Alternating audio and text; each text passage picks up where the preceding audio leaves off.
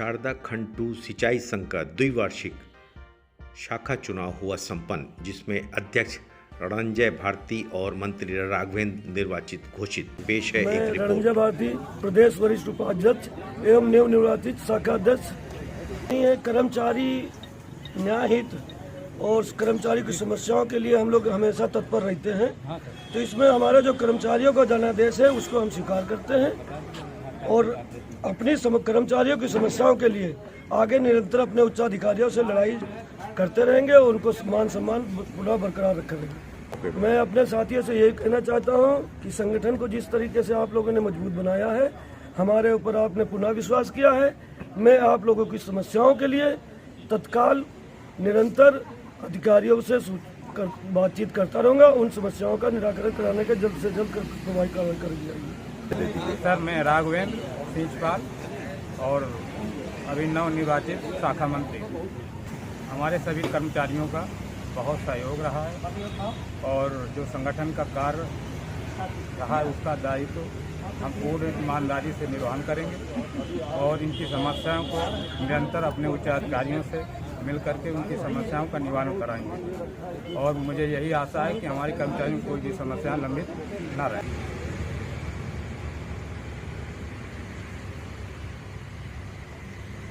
हाँ, मंत्री विनोद कुमार पांडे। प्लीज आप बताएं।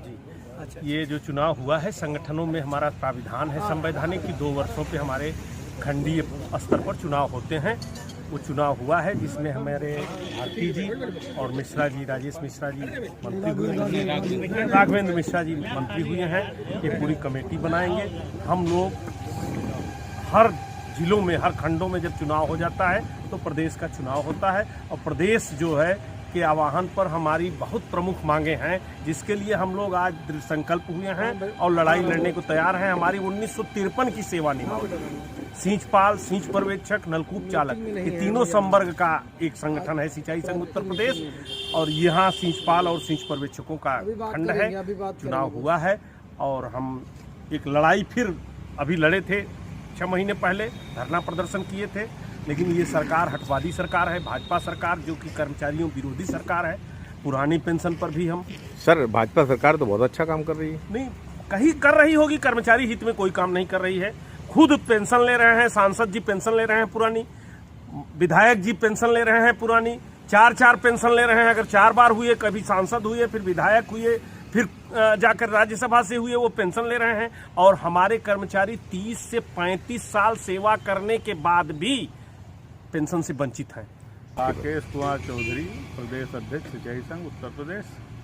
आज लखनऊ खंड 2 साधन है, लखनऊ का द्विवार्षिक अधिवेशन हुआ, जिसमें हमारे रणंजय भारती अध्यक्ष और राघवेंद्र मंत्री चुने गए। इनके द्वारा अब शेष कार्यकारिणी का गठन किया जाएगा और गठन के उपरांत जो है प्रदेश से इनको मान्यता मिल जाएगी।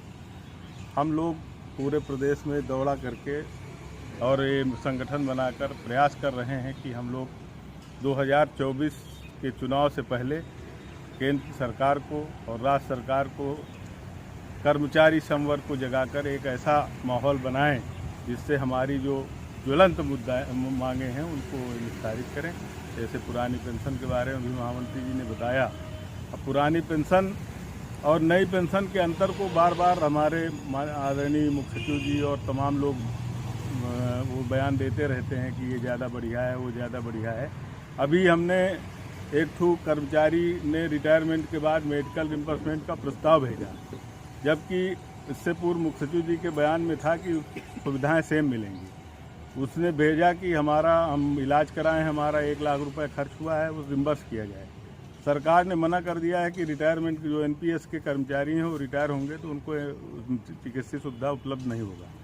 तो इस तरह के हमको बताया कुछ और जाता है, दिखाया कुछ और जाता है, होता कुछ और जहाँ तक अभी ये भी बात आई है कि चाहे माननीय पार्लियामेंट के मेंबर हों, चाहे असेंबली के हों, चाहे किसी भी सदन के हों, वो अगर एक सदन छोड़कर दूसरे सदन में जाते हैं तो उनको इसकी पेंशन मिलती है और उसके बाद उस तीसरी में जाते हैं तो उसको मिलती है।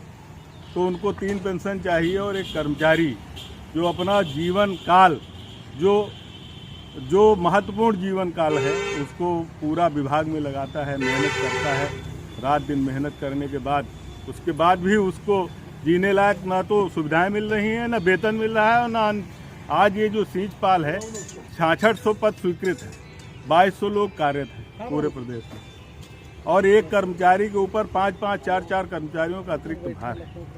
बावजूद इसके सरकार इस ओर ध्यान नहीं दे रही है, ना तो रिक्रूटमेंट कर रही है, ना इनकी सुविधाएं बढ़ा रही है, ना तो इनको कोई और सुविधा दे रही है।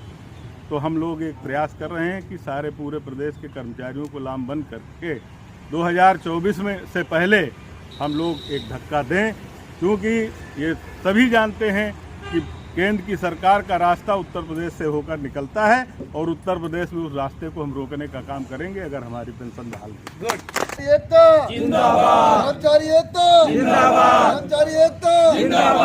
सिंचाई संघ जिंदाबाद, पुरानी पेंशन बहाल हो।